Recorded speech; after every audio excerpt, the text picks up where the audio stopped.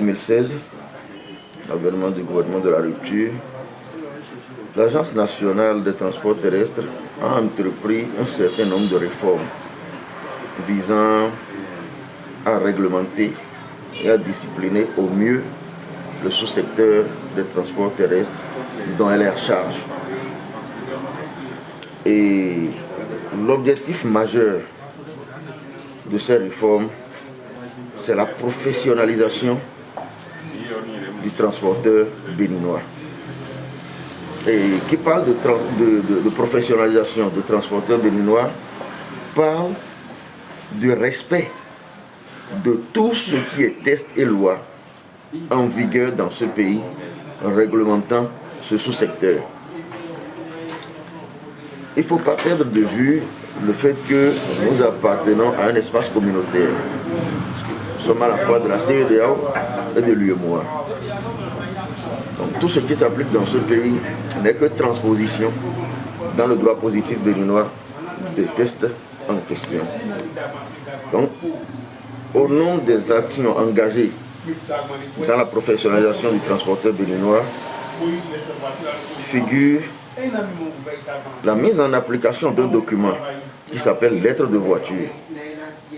Ce document est un document à caractère juridique qui constate la transaction entre le transporteur et le chargeur, mais qui aussi est utilisé à des fins statistiques.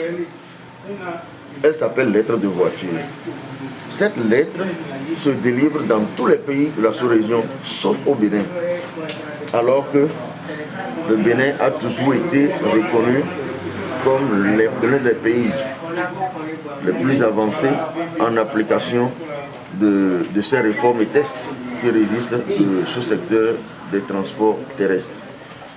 Donc c'est en vue de se conformer à cette réglementation que nous avons commencé une série de sensibilisations des acteurs principaux du sous-secteur des transports terrestres dans les deux départements, je parle notamment du département du Mono et du Koufou.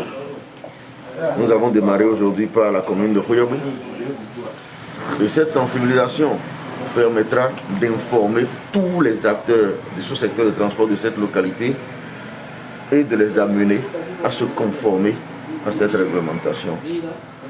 Donc avant que ça ne s'applique, en prélude à l'application de cette réglementation, voilà ce qu'on est en train de faire, c'est un travail d'information, de sensibilisation. Et ce serait une sensibilisation progressive parce que nous allons revenir. Actuellement, la NAT a des points focaux dans les 77 communes du pays. Et ces points focaux seront outillés pour pouvoir être les ambassadeurs du transport terrestre au niveau de leur localité respective. Rendre professionnels les transporteurs de la localité revient à leur faire connaître leurs droits et devoirs. Et dès qu'ils sont outillés en tant que transporteurs professionnels, ils pourront exercer ce métier avec un taux de rentabilité plus élevé. Nous voulons rendre le transporteur béninois compétitif dans la sous-région.